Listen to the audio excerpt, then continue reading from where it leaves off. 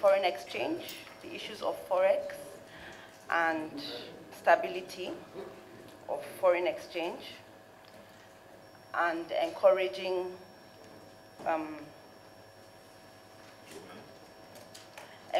basically, the general system. One of the key challenges that we face is the fact of our over-reliance on oil and our sensitivity to changes in the price and the availability of oil.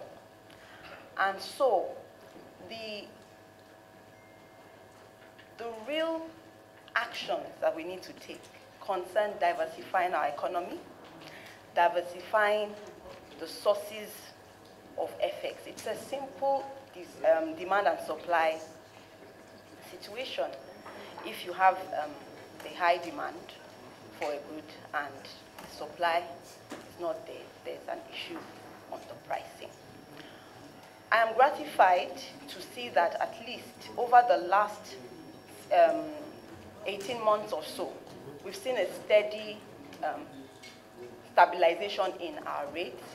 What we have, the importers and the investors and exporters window, what it has done for us is to provide some assurance, some liquidity, some transparency in that market in terms of price discovery. There's also the SME window that caters to businesses that are looking for funds below 20,000, that has given them an outlet, to go and access the funds. Whilst we're working on the structural issues that are more long-term in terms of diversifying our sources of FX, encouraging exporters, coming up with policies, right, that stimulate domestic production and then, encourage exporters. What we'll be trying to do, and which is what I see the CBN trying to do, is to make sure that we are converging the rates. So the difference between the official rates and then the rates you have in some of these other channels to be converged. It is not an easy road, but I think we are making a lot of progress. Like I said, the stability we've seen has also encouraged a lot of foreign portfolio investors to bring their funds in. The figures are there to see in terms of the stability in that respect. Another, I think, important thing to mention is some of the policies that were done, the 41 items.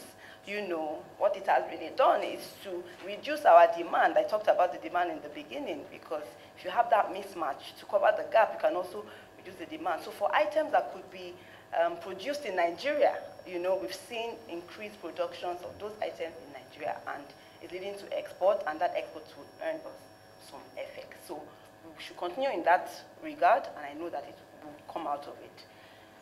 The next comment from distinguished senator, I appreciate the encouragement that you have given to me when you talked about women empowerment, and in terms of what you said about continuing in the work.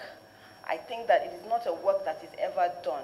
I think for every Nigerian, and even with women, we need to represent whatever opportunity and whatever area of service that we are doing. We need to put all our heart in it and give an example of others that are looking to us and that are hoping they can also achieve, get to that position. So I intend to continue in that regard. I may not be physically there, but in my utterances, in the work I do, in my contributions, in my encouragement, I expect that that would influence other women and give them that opportunity.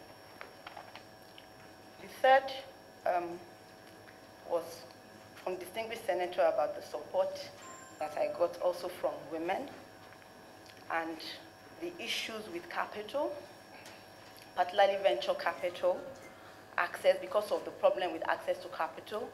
And you rightly mentioned the fact that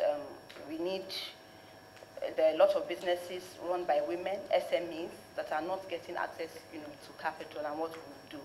I think there are a number of initiatives that the CBN has put forward.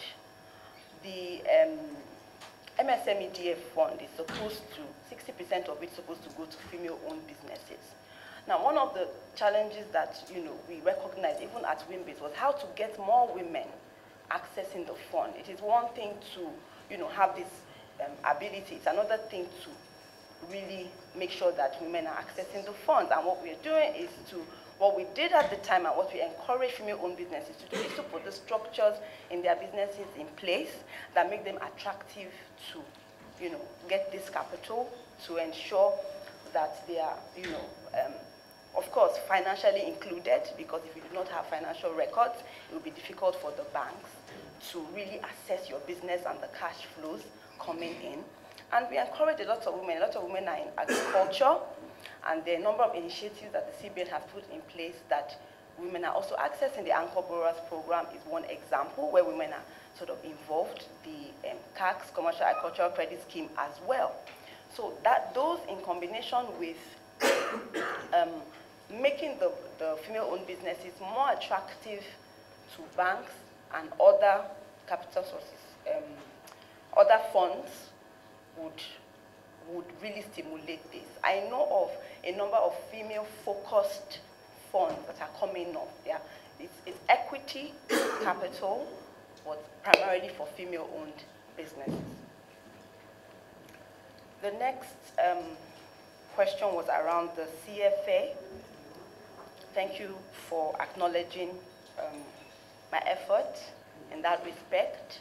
It takes an average of about 300 hours of preparation and 3 exams you have to pass to be chartered.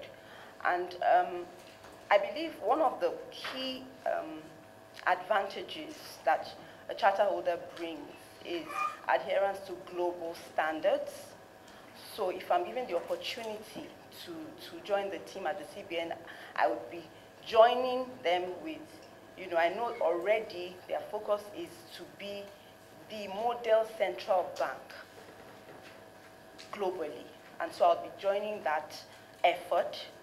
There's also a strong focus on ethical standards personally and professional conduct. And it is those areas that I'll be emphasizing. In addition to all the analysis around global risk and how we can anticipate any challenges we might have in the future, how we can put early warning signals in place to ensure that we are anticipating any shocks that we might have to our financial system.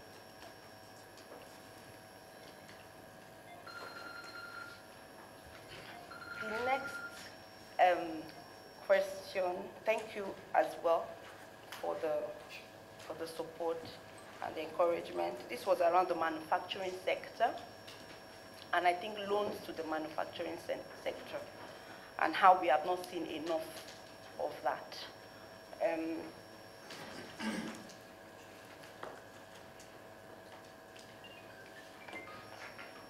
I think that one of the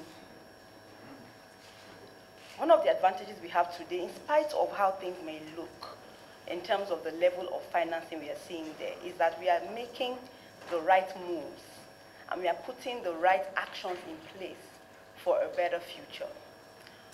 What I mentioned before around stabilizing the FX and the 41 items that were banned, what it does is to give new opportunities for local manufacturing for many raw materials that we were actually importing to now be produced in Nigeria.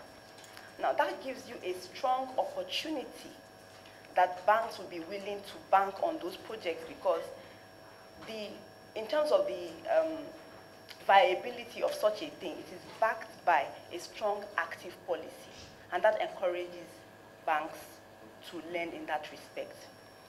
We've also seen from the data, as we come out of the recession, we've also seen from the data that the industrial production has increased, the manufacturing PMI continues to increase, and that gives me cause for hope that we are actually going to see the promised land where that is concerned.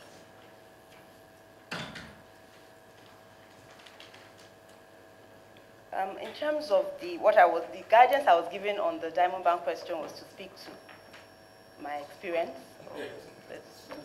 Yeah.